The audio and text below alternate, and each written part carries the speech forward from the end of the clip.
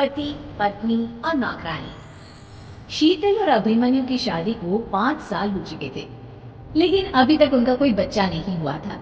इसकी वजह से शीतल और अभिमन्यु परेशान रहते थे, लेकिन उन दोनों से ज्यादा परेशान थी शीतल की सास, यानी अभिमन्यु की मां जानकी देवी। जानकी देवी चाहती थी कि जल्दी से जल्दी उनकी गोद में पोता या पोती आ जाए, और इसलिए वो अपनी बहू शीतल को लेकर एक दिन हॉस्पिटल पहुंची। डॉक्टर मैडम, जरा ठीक से चेक करके बताइए ना। कई बड़े बड़े डॉक्टर को दिखाया है, लेकिन मेरी बहू माँ ही नहीं बन पाती। मैंने शीतल को बहुत अच्छे से चेकअप किया है। देखिए, बात यह है कि शीतल के अंदर माँ बनने की कैपेसिटी नहीं है। ये आप क्या कह रही हैं डॉक्टर साहब? कोई तो इलाज होगा ना, कोई दवाई दे दीजिए। देखिए, कुछ प्रॉब्लम ऐसी होती है जिनका कोई ट्रीटमेंट नहीं होता। आई एम सॉरी टू से, लेकिन शीतल कभी माँ नहीं बन सकती, क्योंकि उसके यूट्रस में अंदर से ही कुछ प्रॉब्लम है। घर आने के बाद क्या हुआ माँ? कहाँ लेकर गई थी आप शीतल को? अरे कहाँ लेकर जाती, डॉक्टर मैडम के पास ले गई थी, लेकिन तेरी बेबी तो कभी माँ बन ही नहीं सकती। मम्मी जी, इसमें मेरी क्या गलती? अगर अंदर से कोई प्रॉब्लम है तो उसमें मैं भी कुछ नहीं कर सकती। जानती हूँ, ये बात डॉक्टर के मुंह से सुन चुकी हूँ। अब दोबारा मेरे सामने इस बात का गाना मत गा। माँ, परेशान होने की जरूरत नहीं है, सोचते ना कुछ। अरे क्या सोचेगा तू? जब डॉक्टर कह चुका है कि तेरी बीवी माँ नहीं बन सकती, तो पता क्या सोचेगा तू? कहाँ से लाएगा बच्चा? माँ, ये तो मैं भी नहीं जानता। अभिमन्यु, क्यों ना हम अनाथ आश्रम से एक बच्चा गोद ले आए? क्या फर्क पड़ता है बच्चा हमारा हो या गोद लिया हो? आई बड़ी बातें बनाने वाली, क्या फर्क पड़ता है? अरे क्यों फर्क नहीं पड़ता? मुझे इस वंश को आगे बढ़ाने के लिए मेरे बेटे का खून चाहिए, किसी दूसरे का नहीं। जानती है कि ये आप मुझसे बोलिए। मैं कुछ नहीं जानती। मैं किसी बनाए की औलाद को इस घर में अपना पोता या पोती बन के बढ़ता हुआ नहीं देख सकती। मेरा वंश मेरे बेटे का खून से ही आगे बढ़ेगा। लेकिन मम्मी जी, ये सब कैसे हो पाएगा? आप अच्छी तरह जानती हैं ना, मेरा और अभिमन्यु का बच्चा नहीं हो सकता। तो मैं अपने बेटे की दूसरी शादी करवाऊंगी, और अपनी दूसरी बीवी से यह मुझे बच्चा पैदा करके देगा। ये अब क्या कह रही है माँ? मैं किसी और से शादी नहीं करने वाला। मेरे रहते हुए आप अभिमन्यु की शादी किसी और से करवाएंगी? मम्मी जी, आप ऐसा कैसे कर सकती हैं?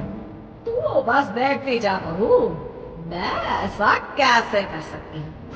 कुछ दिनों की बात। अभिमन्यु, मैंने तेरे लिए लड़की ढूंढ ली है। माँ का आपको कितनी बार समझाऊं, मुझे किसी से शादी नहीं करनी है।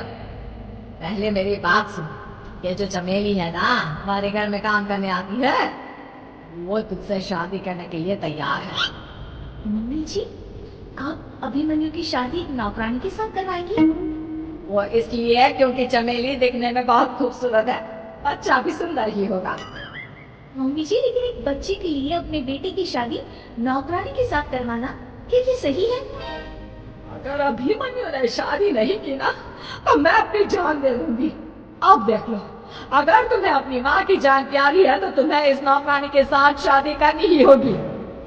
इस तरह जानकी देवी अपने बेटे अभिमन्यु की शादी नौकरानी चमेली के साथ करवा देती है। कुछ दिनों के बाद नौकरानी से मालकिन बनती तो मजा आ गया। अब तो मैं इस घर की मालकिन हूँ। देखो, अपने आप को ज्यादा मालकिन समझने की कोशिश मत करो। एक बार तुम्हारा और अभिमन्यु का बच्चा इस दुनिया में आ जाए, उसके बाद तुम इस घर से हमेशा के लिए चली जाना।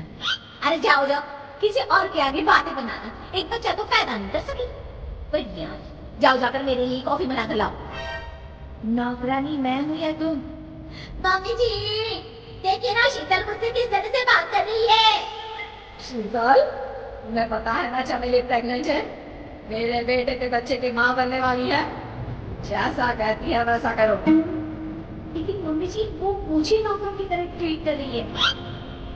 हम तो करेगी ना, वैसे भी बहू तुम हो किसका? एक बच्चा तो पैदा नहीं कर सकती।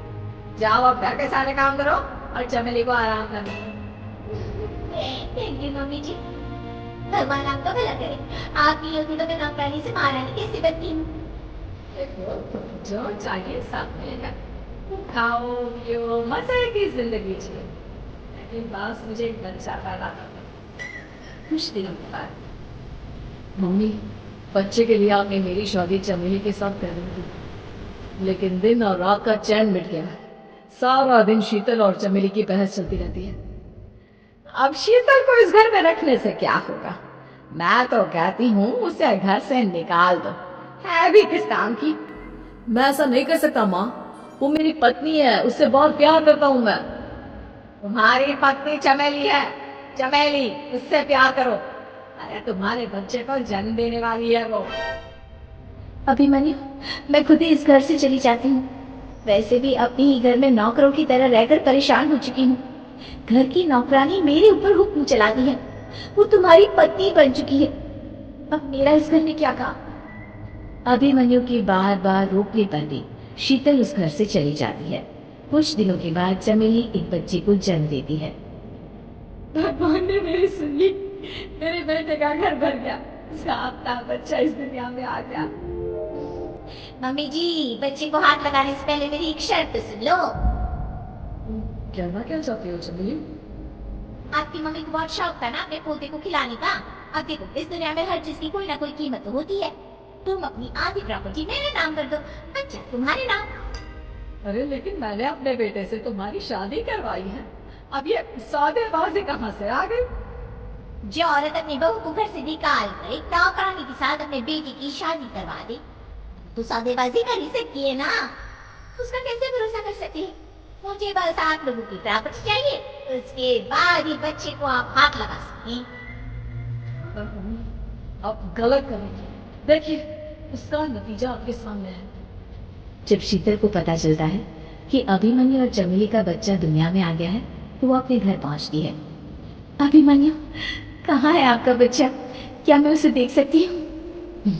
कुछ भी मत पूछो शीतल, माँ की हुई एक गलती हम लोगों पर भारी पड़ी है।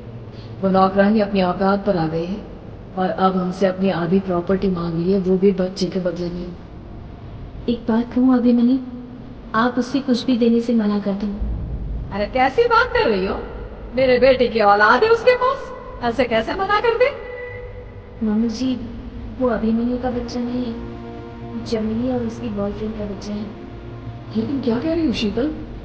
ये देखिए वीडियो, चमेली और उसका बॉयफ्रेंड आपस में बातें कर रहे हैं कि उन दोनों ने मिलकर आपको बेवकूफ बनाया है और अब इस बच्चे के बदले आपसे प्रॉपर्टी भी हड़प लेंगे। हे भगवान, ये मुझसे क्या हो गया?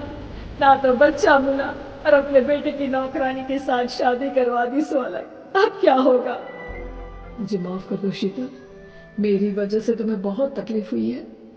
अभिमन्यु, मैंने कहा ना, उस नौकरानी को उसके बच्चे सहित इस घर से बाहर निकाल दो। लगता है मेरे अभिमन्यु का बाप बनने का सपना अधूरा ही रह जाएगा। अभिमन्यु, अपनी मम्मी से कहो कि परेशान ना हो।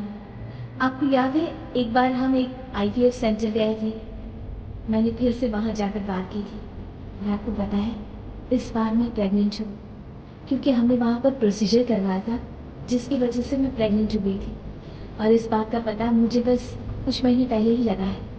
हमारा बच्चा इस दुनिया में आने वाला है अभिमन्यु। मुझे माफ कर दो शीतल बहू, मुझसे बहुत बड़ी गलती हो गई।